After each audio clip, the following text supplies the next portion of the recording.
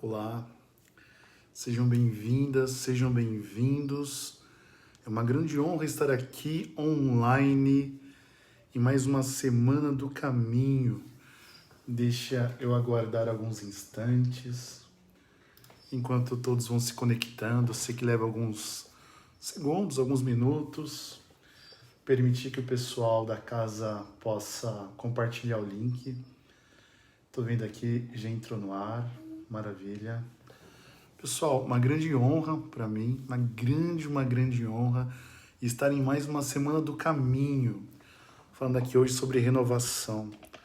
Mais do que nunca, estamos vivendo um momento que nos conclama a renovação.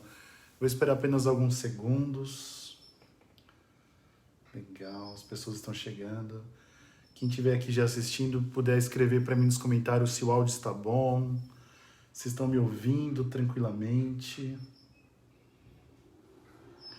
Quem quiser já compartilhar o link para mais pessoas terem acesso. Legal. Eu vi que o nosso irmão aqui fez a abertura. Não, confesso que eu vi agora que tem um vídeo aqui de abertura. Se me permitam, vocês estão me ouvindo bem? Me ouvem bem? Sim? Quem puder escrever sim nos comentários. Se me permitam fazer uma singela prece de abertura, embora imagino que o meu amigo já fez uma abertura. Então, maravilha. De olhos cerrados, elevo o meu pensamento nesse instante, rogando aos benfeitores do caminho de Damasco que possam nos envolver, que possam me inspirar nesse instante para que eu seja instrumento. Esta que, sem dúvidas nenhuma, é uma palestra diferente, num ambiente diferente. Agradeço a oportunidade. Rogamos a Jesus, nosso excelso mentor, irmão mais velho, que possa envolver a cada um dos participantes, na certeza de que estamos todos ligados, interligados, na certeza de que estamos, nesse instante, no Centro Espírita Caminho de Damasco. O Centro Espírita não são as paredes materiais. O Centro Espírita é a união, é a comunidade, é a espiritualidade. Benfeitores bondosos, muito obrigado por essa oportunidade. Envolve a cada um dos nossos colegas que estão em seus lares, para que possamos aprender muito juntos nessa troca. Muito obrigado a todos, que assim seja.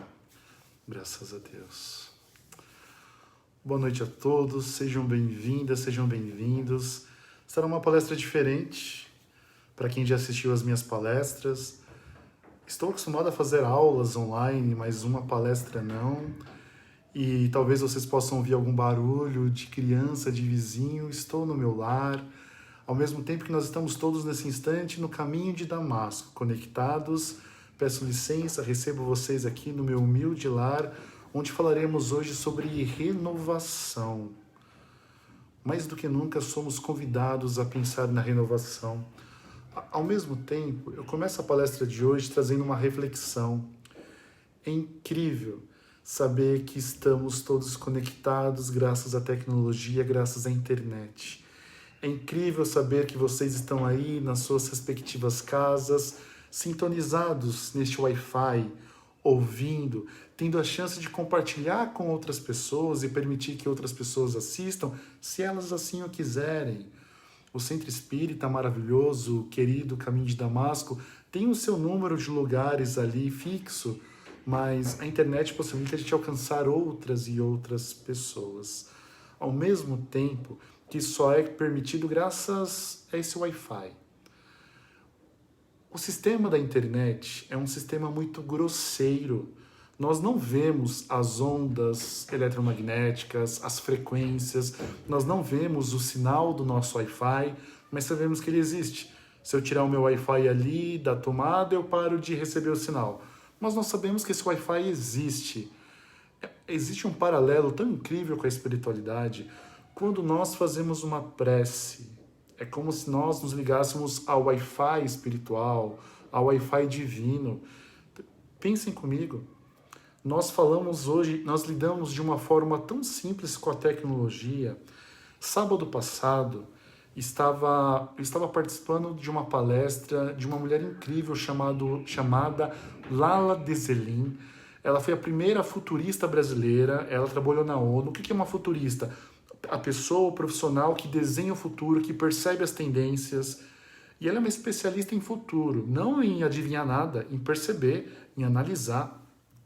E ela trouxe um dado muito interessante, que se o homem de 1000 anos atrás pudesse conversar com o homem de hoje, nós estamos no ano de 2020, se o homem do ano de 1020 pudesse conversar conosco, provavelmente aquele homem pensaria que nós somos deuses. Já pararam para pensar isso? Estamos falando de 1000 anos de diferença, não estou falando nem dos pré-históricos, 1000 anos de diferença.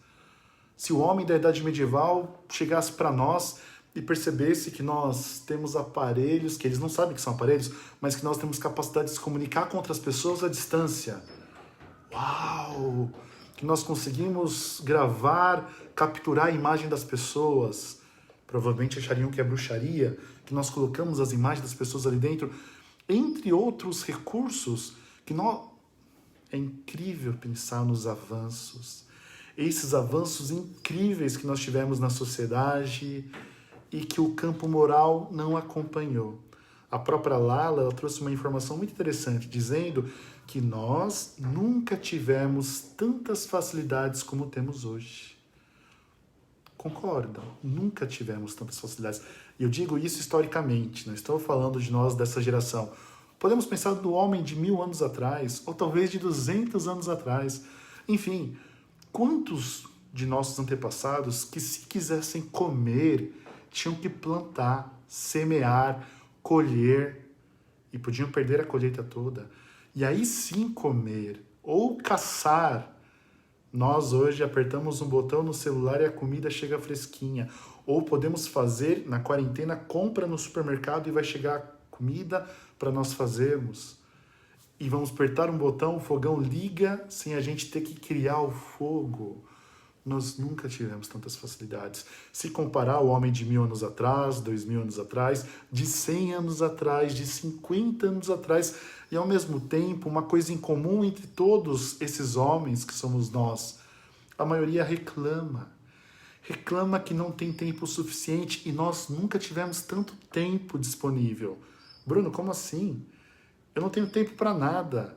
Imagina antes, quando tínhamos que plantar, se quiséssemos comer, tínhamos que cuidar da proteção, tínhamos que construir nossas casas, se quiséssemos ter uma casa.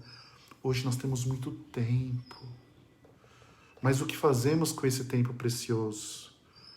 Ou teoricamente era para termos mais tempo. O que fazemos com esse tempo precioso? Tem um filme chamado Meia-Noite em Paris. Quem já assistiu esse filme? Quem já assistiu, escreve aqui nos comentários, já que a internet possibilita essa interação. O filme Meia-Noite em Paris é um filme de Woody Allen, grande diretor.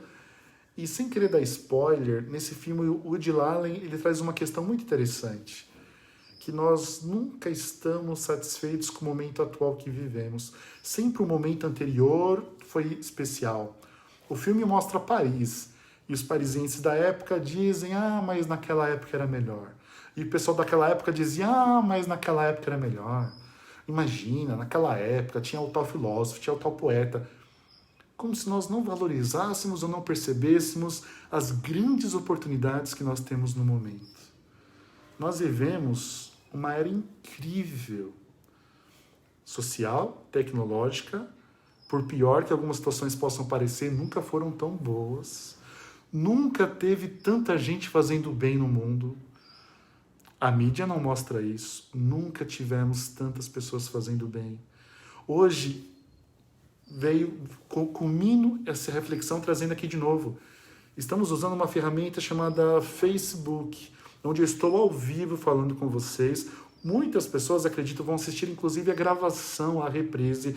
E graças à tecnologia, a proposta divina será espalhada. Cada um vai usar a tecnologia como lhe aprouver. Há aqueles que usam tecnologia de uma forma não muito boa, E há outras pessoas que vão buscar usar a tecnologia da melhor forma possível. A tecnologia é neutra. Não é culpa da tecnologia que alguém passa o dia inteiro no WhatsApp, no Facebook, no Instagram. Aí é cada um de nós. A tecnologia é incrível. As possibilidades. E para fechar a minha primeira reflexão, gente, de novo, vamos pensar nessa internet que está nos ligando hoje. A internet, ela é grosseira.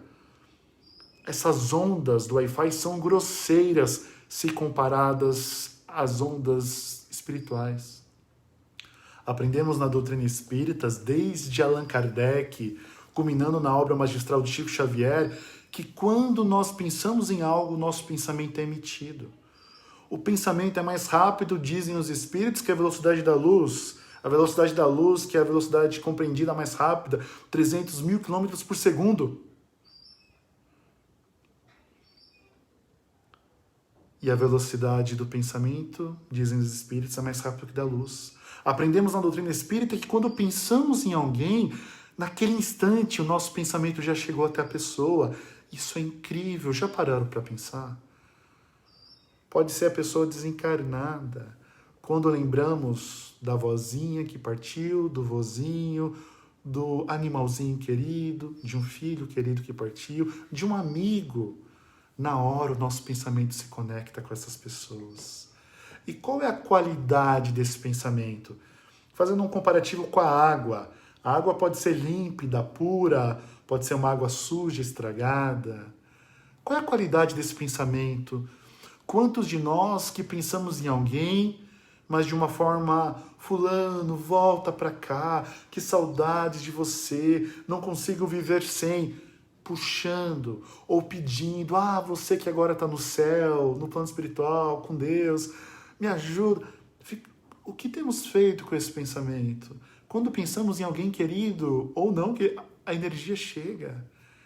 Ao mesmo tempo, podemos pedir a Deus que abençoe essas pessoas. Podemos nós emitir boas vibrações. Quando nós estudamos o capítulo sobre obsessão, aprendemos que nós podemos ser obsessores sem saber. Às vezes a gente até sabe, mas nós podemos estar obsediando alguém, encarnado ou desencarnado. Imagina que triste, nós, tendo o conhecimento que temos, sendo obsessor de alguém que partiu, e às vezes é inconsciente, a nossa tristeza, chorando. Sentir tristeza é natural. Quem fica feliz quando um ente querido parte? Acredito que ninguém. Tristeza faz parte, saudade faz parte, mas é importante a gente perceber para renovar. E aí essa expressão ela vai se repetir bastante no dia de hoje. Para ter renovação tem que ter percepção. Como que eu vou trabalhar por uma renovação se eu não tiver consciência? Tem muita coisa que renova o tempo todo, mesmo sem consciência. Mas nós podemos ser os artífices da nossa renovação. Por exemplo, a nossa pele, ela se renova o tempo todo. Alguns tecidos do nosso corpo que a cada 3 meses foram totalmente renovados, a gente não percebe. Renovação das partículas do ar, celular, enfim. Só que a renovação espiritual, nós já estamos chegando num momento que não somos mais crianças espirituais, já podemos trabalhar nessa renovação. Mas para eu trabalhar na minha renovação, eu tenho que ter consciência. Consciência de quem sou, consciência do que tenho feito. E aí eu pergunto para vocês, e não precisam responder escrevendo, mas vamos pensar nós juntos. Estamos todos no mesmo momento, ninguém é melhor do que ninguém. Qual é a qualidade dos meus pensamentos? No dia de hoje, os meus pensamentos serviram mais para criar coisas ou para destruir, para desalinhar? Hoje eu consegui emitir bons pensamentos, consegui criar boas coisas. Mesmo uma pessoa que não saiu de casa, imagino que a maioria está em quarentena, mas sei que muitos têm que sair para trabalhar. Será que eu consegui contribuir com o mundo? Ou os meus pensamentos, a maioria, foram de desespero, de raiva? É o que os espíritos vão chamar também de hálito mental. Nós vivemos na psicosfera que nós mesmos criamos. Para eu renovar esse pensamento, eu tenho que ter consciência. Como são os meus pensamentos hoje? Quando eu penso em alguém, o pensamento chega até a pessoa. Quando eu lembro de alguém querido, quando eu lembro de alguém que está me devendo, quando eu lembro de alguém que me fez mal um dia. Eu ainda simplesmente fico com raiva, ou eu já tento perdoar, já tento emitir boas vibrações. Alguns processos que são demorados, para não dizer todos. Ah, se fosse simples mudar, não é simples. Muitos de nós vamos levar reencarnações e reencarnações e milênios para mudar alguns comportamentos. Muitos de nós temos hábitos bastante atrasados e a construção de novos hábitos não é fácil. Tem um livro de Chico Xavier que conta uma historinha. São tantos livros que eu não lembro agora qual deles. Eu acho que é um chamado Chico de Francisco. E conta a história, o Chico estava lá no centro espírita, eles estavam dando cestas básicas, marmitex para os moradores de rua, e tinha uma voluntária nova no centro espírita. Era uma voluntária nova, ela pediu para auxiliar, ela já era frequentadora, tinha ouvido várias palestras e quis ajudar, se ofereceu. O Chico aqueceu, as pessoas aceitaram, e já faziam algumas semanas que aquela voluntária estava colaborando. Era uma mulher de posses, tinha dinheiro, e era uma pessoa bastante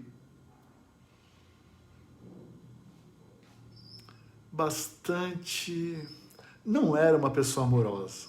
Não era uma pessoa amorosa ainda. E certa vez, um companheiro estava muito irritado com ela. Ele observava o comportamento. Ela dava marmitex para as pessoas, só que ela não tinha paciência. As pessoas às vezes reclamavam do gosto da comida, ela ficava brava. E o jeito dela conversar com as pessoas normalmente era uma forma meio forçada. E um companheiro chegou para o Chico Xavier dizendo: Chico, olha lá, Chico, tá vendo a nossa irmã? Qual? Aquela ali, ó. E o Chico olhou. Sim, Chico, ela não faz as coisas de coração, não. Olha lá, Chico. E naquele instante ela estava conversando com alguém. Olá, meu irmão, tudo bem com você? E era uma situação um pouco forçada. E o Chico, percebendo, não ia deixar de dar uma lição, perguntou: mas qual o problema da nossa irmã? E aquele rapaz falou assim: Chico, olha lá, Chico, ela não é boa assim ainda não, ela não é amorosa desse jeito não, ela é falsa, ela está fingindo. Quem somos nós para dizer que alguém está fingindo, né? E o Chico, muito sábio, respondeu assim: uai, a nossa irmã ainda não é assim, mas ela já está treinando. Um dia ela será. Eu imagino o Chico falando isso. Ela está treinando. Ela está treinando. Ela está tentando. Ela de fato não é amorosa daquele jeito ainda. Ela está tentando, ela está trabalhando. Se nós formos esperar sentir grandes falsos de amor para ajudar alguém, quando vamos começar a trabalhar? Tem um outro livro chamado Até Breve, Chico Xavier. Eu não ia contar essa história, por isso eu não conferi antes. É um livro recente, de 2011, autoria da Nena Galves, foi uma amiga pessoal do Chico. Sempre que o Chico vinha para São Paulo, ficava até... Se alguém puder conferir aí na internet, Nena Galves, livro Chico Xavier. E essa Nena Galves tem um capítulo do livro que ela mostra uma carta do Chico Xavier. E eu me lembro que é uma carta datada de 1961, portanto o Chico tinha 51 anos já. Ele tinha passado por uma situação muito difícil, uma traição de amigos. Traição é difícil de qualquer forma. Ele sofreu, ficou triste, chorou. E ele trocou cartas com a Nena. A Nena Galves sempre perguntava: como você tá, Chico? Melhorando. E no trabalho espiritual, eu acho que até breve, o Chico continuava de sorriso no rosto, continuava auxiliando as pessoas, mas com o coração ferido. E aí a Nena mandou uma carta, de novo perguntando como ele estava, e tem uma carta que ele respondeu, e ele disse algo que me chamou muita atenção. Ele falou, eu não vou lembrar o teor da carta, mas mais ou menos assim, ele falou: Nena, aconteceu algo incrível. Eu estava triste ainda com a situação que tinha acontecido. E aí eu fui dormir um pouco mais cedo. Você sabe que eu durmo de madrugada, mas naquele dia eu deitei um pouco mais cedo. Antes de deitar eu me ajoelhei, fiz a minha oração, comecei a pedir a Deus, aos espíritos, muita força. Eu estava me sentindo tão sozinho. E quando eu abri os meus olhos físicos, foram os meus olhos espirituais que se expandiram. No meu quarto, na minha casa, eu comecei a ver várias pessoas desencarnadas, que olhavam para mim com simpatia, mas não estavam ali paradas, elas estavam eram transeuntes, estavam trabalhando. Nena, eu me levantei, eu estava acordado, mas naquele instante a minha mediunidade estava mais aflorada do que nunca. Eu fui para o meu jardim, Nena. Eu olhei para a grama, eu sentia o pulsar da grama. Eu tirei meu chinelo, coloquei os pés na terra. Eu senti a vibração da terra. Eu coloquei a minha mão numa das árvores do quintal, Nena, e eu comecei a perceber os filamentos da árvore e toda a energia naquela seiva, como se a árvore pulsasse. Eu vi as formiguinhas caminhando, Nena. E naquele instante, eu senti que eu era irmão das criancinhas. Eu me lembrei de Mahatma Gandhi, que dizia que as pessoas não entenderam Jesus. Quando Jesus diz amar ao próximo como a si mesmo, o si mesmo é tudo que tem vida, que rasteja, que voa, que pulsa. E aí, Nena, a noite iluminada pela lua, eu olhei para a lua, esse satélite natural da Terra, e eu senti as energias chegando até mim. Eu me emocionei. Eu dormi, era uma sexta. No sábado tinha o dia, era o dia de entregar os pães para os nossos irmãos. E Nena, e aí foi a parte da carta que mais me chamou a atenção. Dá até arrepio. Pela primeira vez na vida, Nena, eu me senti irmão de verdade das pessoas. Alguém já foi logo trazendo uma criança nos meus braços e eu peguei aquele pequerrucho. Eu olhei para aquela criança que eu nunca tinha visto. E pela primeira vez na vida, eu senti, é meu irmão. E quando eu li esse livro a primeira vez, essa carta, e é interessante que mostra uma foto da carta e tem a transcrição do Chico. Claro que eu falei aqui com as minhas palavras. Eu fiquei pensando, caramba, às vezes a gente acha que o Chico sempre transbordou amor. É um processo. Ele mesmo contando, e quantas vezes que ele deve ter dito, te amo, oh meus irmãos, ninguém muda de uma hora para outra. Mas nós podemos começar a olhar para esse nosso processo de renovação. Renovar, fazer diferente, fazer melhor. O mundo, a pandemia, tem nos convidado a repensar tanta coisa nas nossas vidas.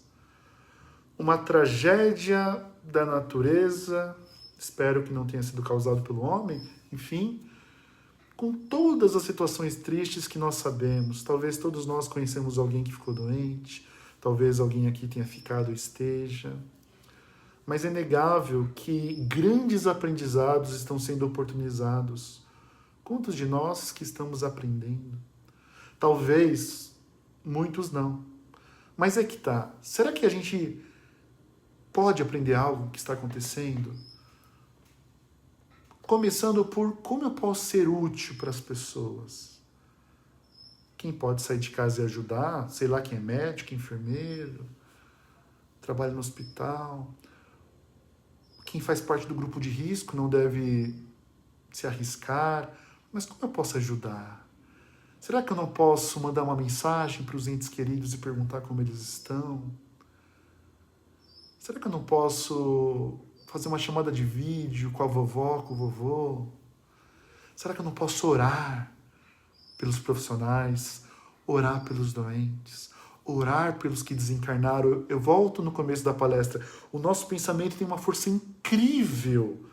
Façam um teste, orem por alguém. Quem nunca passou por essa situação? Por exemplo, você está pensando muito numa pessoa, resolve ligar, pega o telefone e a pessoa liga para você. Quem nunca passou por isso? Claro que não adianta, não estou falando da mamãe que você conversa todo dia, alguém que você nunca conversa, ou não é comum.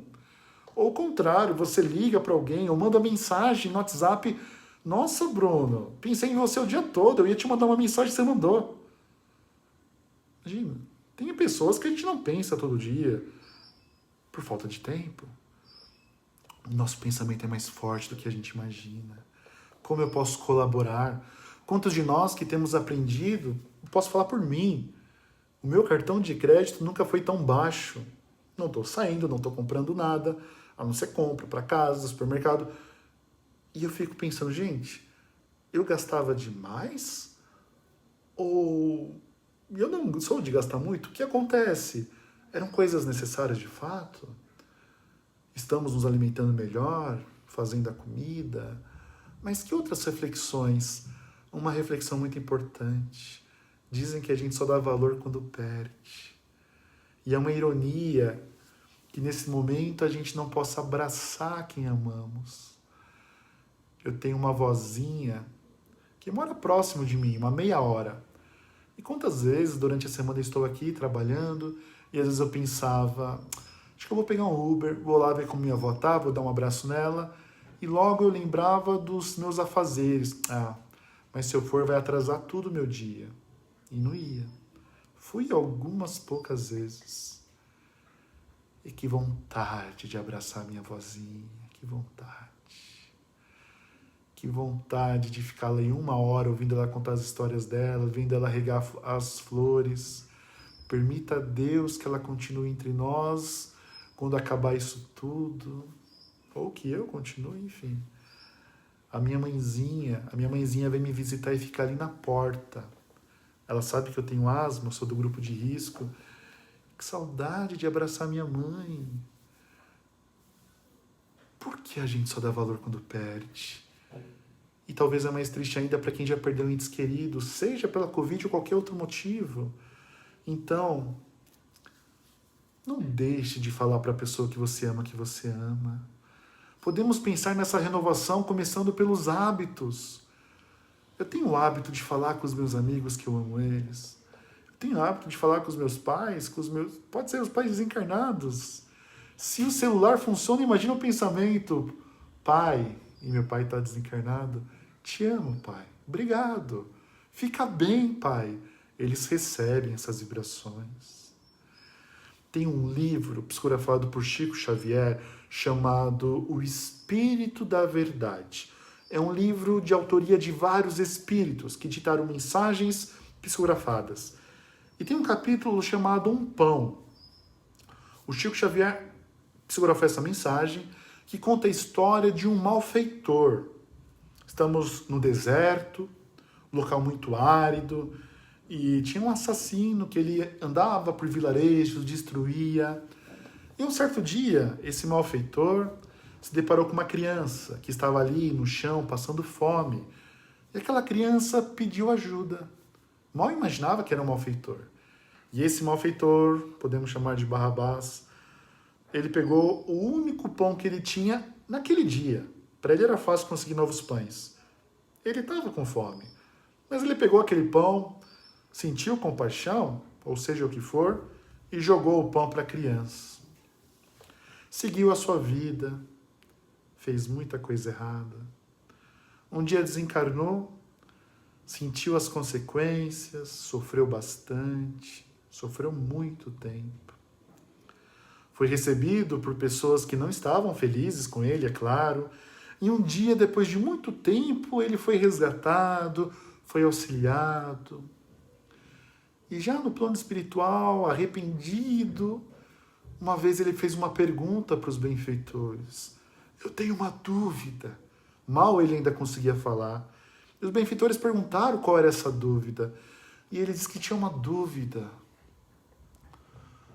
Contou que quando ele estava nas regiões trevosas, era muito comum, no meio da escuridão e das dores, ele ver flocos de luzes chegando até ele, e aquelas luzes, ao tocar o seu perispírito, lhe acalmavam as dores lancinantes. Ele comentou que não tem visto aquelas luzes, mas às vezes sente aquela paz. E ele pergunta aos benfeitores o que era. E aí, o benfeitor diz que aquelas luzes ainda chegavam até ele, mas ele já não conseguia perceber. E por coincidência, naquele instante, as luzes estavam chegando, talvez por isso que ele se lembrou. O benfeitor se aproximou, colocou a mão na sua cabeça, e ele percebeu aqueles flocos luminosos chegando, e o mentor falou assim para ele: Vamos seguir o rastro, vamos seguir mentalmente o rastro dessa energia. E o benfeitor foi conduzindo ele. E eles perceberam, tiveram a visão, que aquelas luzes vinham de um senhor, já de idade, que estava na terra, orando muito. E as orações chegavam até ele. Ele interrompeu o mentor e diz: é impossível. Eu nunca fiz bem para ninguém na terra, é impossível. Muito menos para esse velho. E o mentor, dizendo assim: não reconhece? Ouça a oração. E o malfeitor, que já tinha sido resgatado, começou a sentir pela primeira vez as vibrações e compreender a oração. Era aquela criança que cresceu, que agora era um idoso. E nas suas preces ele agradecia a Deus. Deus, abençoa aquele homem bondoso. A criança não sabia que era um assassino. Onde ele estiveres, porque ele salvou a minha vida. Aquela criança tinha noção que se não fosse aquele pão, ele teria morrido de fome. A criança sabia. E aquela criança cresceu, virou um adolescente, um adulto, agora um idoso, mas sempre agradeceu aquele homem do caminho, do deserto, que um dia lhe deu o pão. Até hoje, aquelas vibrações chegavam de agradecimento. Um pão, uma boa atitude que aquele homem teve, no meio de várias atitudes tristes. Emmanuel, benfeitor de Chico Xavier, tem uma frase que diz o seguinte: o bem será o teu advogado por toda parte que fores. O bem que fizerdes, o bem que fazemos é o nosso maior advogado. Não é no sentido de você falar o que você fez ou querer que os outros contem. O que nós fazemos vibra, ecoa a nossa energia. O bem que fazemos é o nosso melhor advogado. Às vezes na Terra, pode ser que alguém, sim, sem a gente pedir, não faz isso não. A Maria é gente boa. O Divaldo Franco, por exemplo, médium, espírita, orador, fundador da Mansão de Caminho, uma grande instituição de caridade que fica em Salvador, lá na Bahia, fica num bairro chamado Pau da Lima. É um bairro da periferia, cercado por uma favela, que tem tráfico de drogas. E o Divaldo conta que ficou sabendo que certa vez estavam armando um assalto para a Mansão do Caminho. Lá na mansão tem televisões, tem aparelhos de medicina, tem aparelhos de tecnologia, e estavam armando um assalto. E alguns traficantes da favela ficaram sabendo que alguns moradores iriam assaltar, e os traficantes disseram: se vocês assaltarem a mansão, vai se ver com a gente. Mas qual o problema? Eles lá na mansão, eles ajudam muita gente aqui da favela. Eles não atrapalham a gente. Se vocês aí assaltarem, vai se ver com a gente. E o Divaldo conta várias outras histórias envolvendo traficantes, inclusive alguns que pararam de traficar, de usar drogas e passaram a ser frequentadores. Olha que situação. Aqueles homens, mesmo sendo traficantes, tinham consciência do bem que a mansão fazia. E há várias histórias na literatura de Chico Xavier, de Divaldo, entre outros, que mostram espíritos obsessores pedindo para outros obsessores: ei, não obsedei aquela pessoa não. Aquela pessoa está ajudando a minha mãe que está encarnada, ou um filho meu que ainda está encarnado. Não faz isso não. Espera, quando ele parar de ajudar você... Enfim, há várias histórias assim. O bem que fazemos é o nosso maior advogado. Não que a gente vai começar a fazer o bem para ser defendido. O ideal é que seja espontâneo, mas lembrando Chico Xavier, ela está treinando. Precisamos treinar. Talvez no começo não vamos ser as pessoas mais caridosas do mundo. Eu lembro que aos 16 anos de idade, quando tornei-me espírita, eu li o Evangelho segundo o Espiritismo, a frase que dizia: dê a quem te pede, e não volte as costas a quem pede que lhe emprestes. Eu tinha prometido para mim mesmo que daquele dia em diante eu ia praticar tudo que o Evangelho ensina. Não consegui até hoje. Mas na ingenuidade de 16 anos. E naquele dia eu fui para a escola, 16 anos. Era o primeiro dia de aula. Eu tinha um caderno novo. E um caderno novo com uma folha cheia de adesivos. E uma coleguinha da escola, não era tão criança assim, né? Ela olhou assim, Bruno, me dá esse adesivo. Ela queria um adesivo. Eu pus a mão assim, não. Foi o meu impulso, foi o meu instinto, foi o meu natural, egoísta. Daí eu lembrei do evangelho, que eu tinha acabado de aprender. Não pegue apenas um, tome todos. E eu arranquei dele, tome todos os adesivos. E não foi nada natural, não foi nada caridoso. Com uma raiva de ter dado ali os adesivos, eu só fui perceber depois. Mas na hora eu tentando, eu estava treinando. E quantas vezes que nós vamos treinar a paciência? E como que a gente treina a paciência? Exercitando. Vão surgir desafios. Aquela pessoa cobrando, aquela pessoa gritando, aquela pessoa fazendo barulho, aquela pessoa nos provocando, às vezes dentro de casa. Que adianta eu gritar de novo, brigar, quebrar alguma coisa? Tentar aprender a ser paciente. Se eu não conseguir viver em paz com as pessoas dentro de casa, como eu vou viver em paz com as pessoas lá de fora? Trago para nossa conversa um livro de Chico Xavier chamado Ação e Reação. E recomendo um outro livro que eu estou lendo, estudando, de Leon Denis, O Porquê da Vida. Neste livro, O Porquê da Vida, de Leon Denis foi filósofo espírita, francês.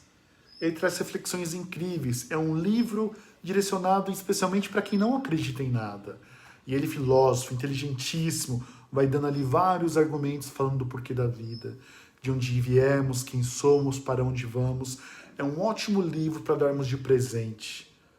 Para aquele colega, amigo, que não acredita em muita coisa, porque eles vão ouvir de um homem muito erudito, pontuações incríveis. E nessa obra, quem aqui já leu esse livro, já viu, tem... Escreve aqui nos comentários quem já leu. Ação e Reação. É o 9º livro da série André Luiz.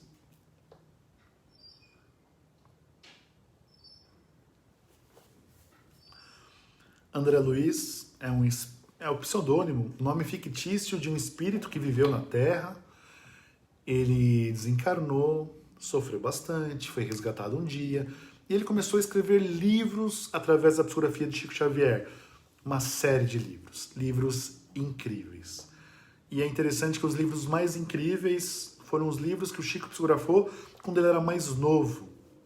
Tinha todo o vigor. Livros densos, difíceis de um jovem adolescente escrever, um jovenzinho.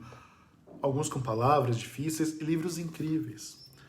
E esse livro, Ação e Reação, o André Luiz está no plano espiritual estudando e trabalhando, estudando e trabalhando. Que é o que nós precisamos fazer também aqui na Terra. Estudar e trabalhar pelo bem, aprender o bem e praticar o bem. E nessa época ele estava aprendendo sobre os mecanismos de ação e reação, tentando entender por que acontecem as coisas do jeito que acontecem. Por que várias pessoas morrem juntas nas torres gêmeas que caíram, num avião que caiu, naquela tragédia recente em Beirute, aquela triste explosão. E aqui tem um capítulo que fala dos resgates coletivos, e os benfeitores vão explicar o motivo. Tem outro momento que vai explicar das criancinhas que nascem com deformação, com deformidade. E cada capítulo vai mostrar um tipo de resgate, um tipo de situação. E eu separei algumas frases para a gente refletir juntos. Tem uma frase que o mentor espiritual vai dizer assim para André Luiz e para os demais: os nossos atos tecem asas de libertação ou algemas de cativeiro para a nossa vitória ou para a nossa perda. Vou falar de novo. Os nossos atos tecem asas de libertação ou algemas de cativeiro para a nossa vitória ou para a nossa perda. E antes de explicar essa frase, eu lembro de um ditado latino bem conhecido que diz mais ou menos assim: desde a Roma Antiga esse ditado: o que fazemos na vida ecoa na eternidade. O que fazemos na vida ecoa na eternidade. O que fizemos 1000 anos atrás continua ecoando. O que fizemos 5000 anos atrás continua ecoando. O que fizemos hoje, o que fizermos daqui a pouco, vai ecoar. Imagina aquela pedrinha que você joga no lago, no rio, e ele faz aquelas ondas. É uma comparação das nossas atitudes. Elas ecoam. O que fazemos na vida ecoa na eternidade. E aí o benfeitor, analisando várias situações ali de espíritos, os nossos atos tecem asas de libertação. E aí, mais uma pergunta para nós. Será que os meus atos nessa vida, eles têm tecido, criado asas de libertação? Será que eu tenho crescido, alçado o voo espiritual quando eu olho para a minha existência até o dia de hoje? Ou será que as minhas atitudes eu tenho criado algemas de cativeiro? Como assim, Bruno? Aquele dinheiro que a gente roubou, que a gente pegou da empresa, mas ninguém viu, nós vimos, nossa consciência viu. Pode ser que o mundo não nos prenda, mas está registrado na nossa mente. Criamos algemas. Aquela pessoa que fizemos mal, aquela pessoa que traímos. O mundo pode até não ficar sabendo. Aquela pessoa que batemos, aquela situação, aquele dia que gritamos com o nosso ente amado. E às vezes acabamos de gritar, já nos arrependemos. Mas já foi. Gritei com a minha mãezinha, gritei com o meu paizinho. Ou a pessoa que bateu no filho, exagerou. Nós somos humanos, não é para a gente se culpar nesse instante para a gente refletir o aborto que cometemos, o aborto que permitimos que a nossa mulher cometesse, esposa, amante, aí cada um pensa, porque no aborto geralmente a culpa recai sobre a mulher apenas, e aquele homem que ficou quieto, que foi conivente, enfim. Será que nós temos criado algemas ao longo dessa vida, situações que nos prendem, mais uma vez, traições, intrigas, roubos, ou temos criado asas de libertação? Ou ainda criamos os dois, um pouco de cada um? Não sei, mas precisamos pensar, precisamos ter consciência. O mais importante é pensar o que eu vou fazer daqui para frente. O que eu vou fazer daqui para frente? Renovação é a proposta da reflexão de hoje. Eu vou me esforçar para criar essas asas de libertação. A palavra que foi dita não volta. Eu vou me esforçar para falar coisas mais boas. Somos humanos. Somos humanos. É comum ao longo de um dia pensarmos coisas maravilhosas e coisas horríveis. Todos nós temos pensamentos que não queremos que ninguém fique sabendo. Todos nós. Todos nós temos aquelas situações, todos nós. O importante é o esforço para tentar não mais fofocar, roubar, para tentar não mais desejar a mulher do próximo, o marido do próximo, enfim, um olhar para dentro e a oportunidade de praticar no dia a dia. Sorrir mais, dar bons dias mais sinceros, entregar mais de nós mesmos para quem pudermos. Peço licença para ler mais algumas frases que eu separei. O benfeitor vai dizer assim: cada um é tentado exteriormente pela tentação que alimenta em si próprio. Olha que interessante. Aquela pessoa que não liga para dinheiro, você pode colocar $1 milhão na mesa. Ele pode olhar, curioso, pode até pegar nas notas. Não vai roubar, não vai. Nem vai estar tentado. Aquela pessoa que eu trabalho, eu tenho as minhas coisas, não vai. Mas aquela pessoa que luta com essa vontade de, sei lá, de ter dinheiro ou que está acostumada a roubar, pode pôr uma nota de R$10 do lado. vai ser uma baita tentação. Vamos dar outro exemplo? Alguém que está lutando para parar de fumar. Eu não fumo. Se tiver alguém fumando perto de mim, eu não vou querer, vou querer sair de perto. Mas e para quem fuma? Para quem está parando de fumar? É um exemplo bem tangível para a gente pensar na tentação exterior e interior, mas serve também para tudo que é interior. Aquelas situações tentadoras, elas só são tentadoras porque ainda existe dentro de nós, ainda alimentamos aquilo tudo. E aí a última frase que eu quero separar. Bem, então duas. É uma mesmo. O benfeitor vai explicar algo muito interessante. Ação e reação. Cada ser está ligado por impositivos de atração magnética ao círculo de evolução que lhe é próprio. Então vamos lá. Cada ser está ligado por impositivos de atração magnética ao círculo de evolução que lhe é próprio. Pensem comigo. Não é uma pessoa avarenta, de muitas posses, que roubou, que acumulou. Ok. Tem mais uma chance, mais uma encarnação. Não vamos achar que os mentores espirituais vão se dar o trabalho de ficar aproximando pessoas dele para tentar ele. Não. De forma alguma. Como diz aqui o benfeitor, nós estamos ligados por impositivos de atração magnética. Nós atraímos ou repelimos situações. Essa pessoa que tem essa ligação de querer dinheiro, acumular, roubar, o que ele vai atrair de situações que vão ser uma... Porque ele vibra, não é um castigo, ele vibra aquilo. E ele vai ter ali as oportunidades de roubar, ganhar, guardar.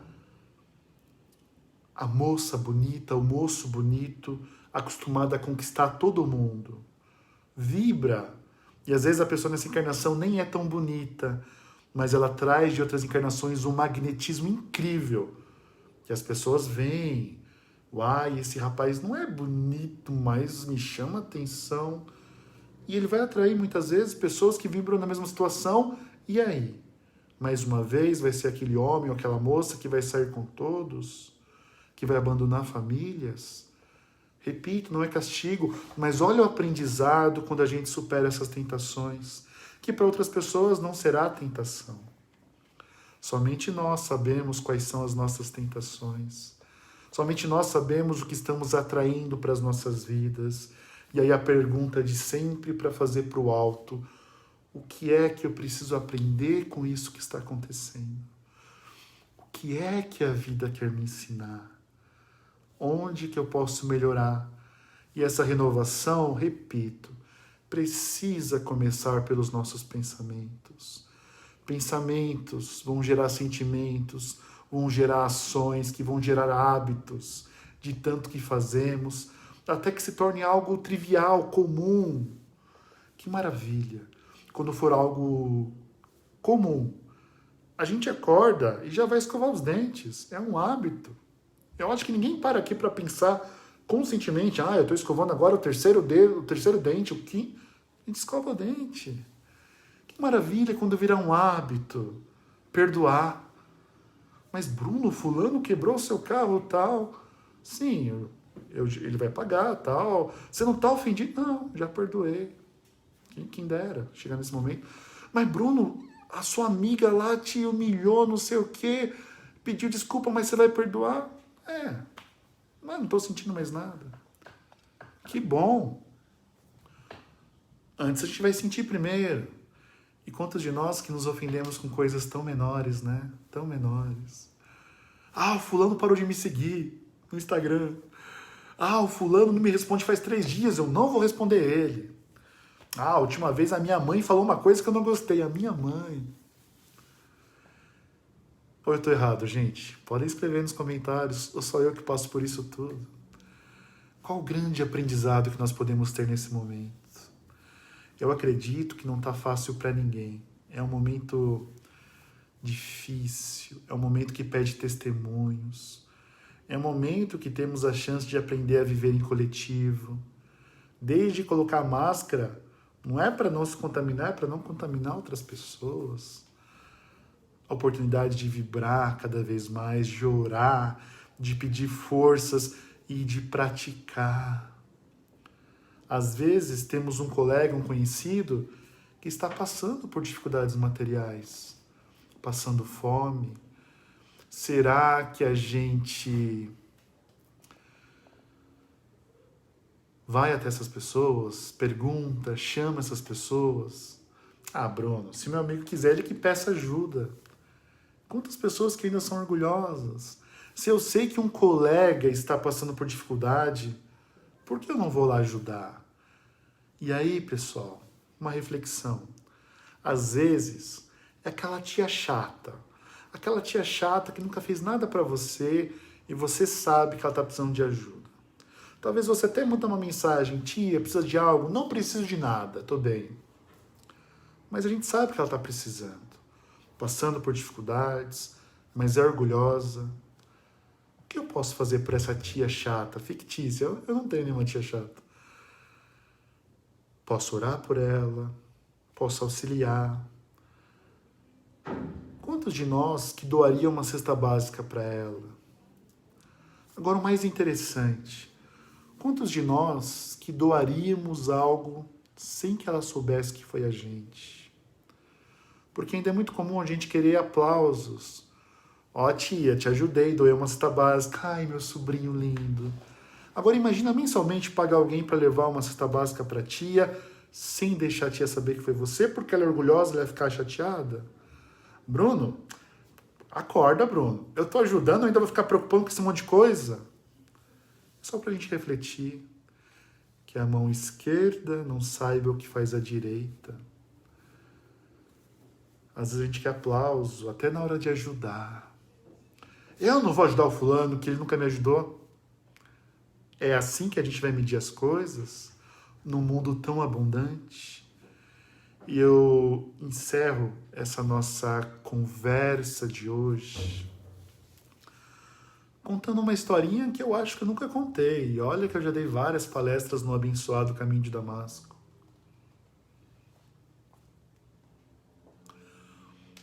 Eu participei por muitos anos de um grupo de jovens chamado Jovens Espíritas Semeadores da Paz, que fica no Centro Espírita Obreiros da Vida Eterna, o NEOV de Carapicuíba.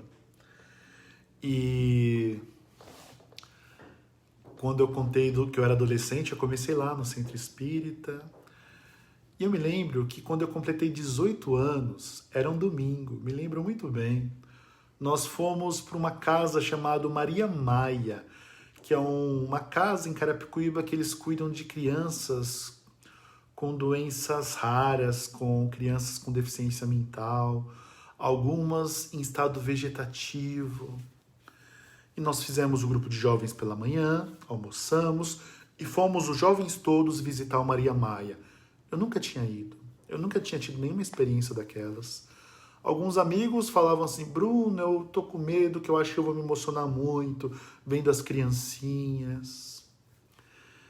E nós fomos. Antes de ir, dias antes, nós ligamos, na época não tinha WhatsApp nem nada, estou falando de muitos anos atrás, fiz 18 anos na época, e eu liguei, nós ligamos, não foi alguém, pessoal do Maria Maia, nós podemos visitar? Podemos, mas nós não queremos apenas visitar, queremos levar algo.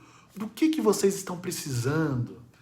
E aí, para nossa surpresa, eu achei que era comida, arroz, feijão, óleo, nós precisamos de material de limpeza, fraldas. Ali tinham crianças de 20 anos, 25, não lembro demais. Eram crianças em estados ali, alguns vegetativos, outros deficiência. E eles pediram material de limpeza, fraldas. E nós fizemos ali todo um movimento pedindo doação. Éramos jovens, não trabalhávamos. E aí a gente pediu, né? Alguns trabalhavam. Eu, aos 18 anos, ainda não trabalhava, não porque não quisesse, mas não tínhamos dinheiro. E pedimos doação para os frequentadores do Centro Espírita e conseguimos levar bastante coisa. Alguns adultos nos levaram de carro. Era o dia do meu aniversário, eu não dirigia. E aí nós levamos materiais de doação na Casa Maria Maia, não sei se alguém já foi até lá. Não é fácil de ver o sofrimento, mas não adianta fechar os olhos. E nós entramos, tinham vários quartos, as crianças nos berços. Eu lembro que a primeira vez eu vi um caso de hidrocefalia, a criancinha com o crânio bem grande, né, pela hidrocefalia, e entre outras crianças e alguns adultos que ainda eram crianças, ali nos seus corpinhos. E nós fomos visitando, orando, conversando com com os trabalhadores. Era um domingo. E teve um momento que eu vou compartilhar com vocês. Teve um momento que eu fui para um dos quartos. Eu queria fazer algo a mais por aquelas crianças. E não queria fazer na frente dos outros. E eu fui para um quarto, o pessoal já estava lá na frente, e eu entrei num dos quartos e tinha um berço com uma criança de uns 20 e poucos anos. Tava lá, né, assim, olhão aberto, não falava. Eu li o nome, Daniel, 20 e poucos anos. E eu me agachei assim no berço. E eu comecei a falar com Daniel em voz alta. E eu falava coisas do tipo, voz alta, mas baixinho. Meu irmão, tenha forças, meu irmão. Nada é por acaso. Isso vai passar. Eu não imagino o que você passa, deve ser muito difícil. Mas tenha força, meu irmão. E eu fui falando palavras assim, bem baixinho. Tô até arrepiado. E, gente, ele tava lá deitado, escorreu uma lágrima do olhinho dele. Se ele compreendeu com o cérebro físico, ou se ele sentiu a vibração, nunca vou saber. Era um domingo. E aí eu me afastei e tal. Naquele dia nós passamos a tarde juntos, jovens passamos juntos, refletindo o que aconteceu. Era meu aniversário. Eu acho que eles cantaram parabéns, sim, cantaram. E à noite nós fomos para a casa de um deles, porque ia ter evangelho no lar, na casa de um deles. E nós fizemos o evangelho, bastante gente juntas, alguns jovens puderam, vários adultos. E no final do evangelho, uma das pessoas presentes era médium, ela não tinha ido lá de manhã com a gente. Ela se aproximou de mim e falou assim, Bruno, teve uma hora durante o evangelho que se aproximou um moço de você, um rapaz. Ele veio andando, chegou perto de você e te agradeceu. Você não viu, ele viu que você não via e ele pediu para eu te falar que ele é o Daniel. Lembro até hoje. Claro que eu me emocionei. E aí eu penso que provavelmente ele estava dormindo naquela hora, o corpinho físico, e ele saiu espiritualmente. Claro que espiritualmente ele não tinha deficiências físicas. E ele veio em espírito, caminhando, eu não vi, não lembro, acho que eu nem senti. Ele veio só agradecer, seguindo o rastro do pensamento. Muito obrigado. Avisa que o Daniel veio agradecer. Algumas palavras singelas de alguns minutinhos que eu parei. E mesmo que o resto do dia eu tivesse feito tudo errado. Arrepiadíssimo, gente. Espero que vocês também estejam sentindo isso. Nós temos uma grande oportunidade. Não é o momento da gente ficar fechado no sentido de vou cuidar só de mim e dos meus. Mesmo em quarentena em casa, como eu posso chegar até mais pessoas? Pode ser online. E o online, principalmente, através do pensamento, da oração. E se puder das mensagens também, amigo, tá precisando de ajuda. É hora de renovação, gente. De renovação. Que possamos doar mais pães. E se precisar, que possamos pedir mais pães. Deus nos dá esses pães espirituais o tempo todo. Os mentores nos auxiliam o tempo todo. Nós recebemos muito o tempo todo. E nem percebemos. Que a gente possa começar a dar mais. Agradeço muito a cada um que nos acompanhou nessa humilde reflexão. Muitos aprendizados todos nós temos. Desejo e rogo a Deus que abençoe a cada um. Espero que esteja no conforto do lar. Muita força, amigos, irmãos, companheiro de jornada. E acho que é isso. Quem puder, compartilhe esse link com outras pessoas, que mais pessoas possam ver essa gravação. Parabéns aos coordenadores, dirigentes do Caminho de Damasco. Muito obrigado pela honra de mais um ano estar aqui com vocês. Que Deus nos abençoe, que o Mestre nos inspire e que a gente esteja aberto para isso tudo. Muito obrigado, pessoal. Gratidão. Reginaldo, Valdir. Gratidão a todos. Reginaldo, se quiser escrever algo, sei que eu preciso concluir e salvar, né, para todos assistirem. Gratidão, Cláudia, Maria, Juliana, Cleide Cardoso aqui presente,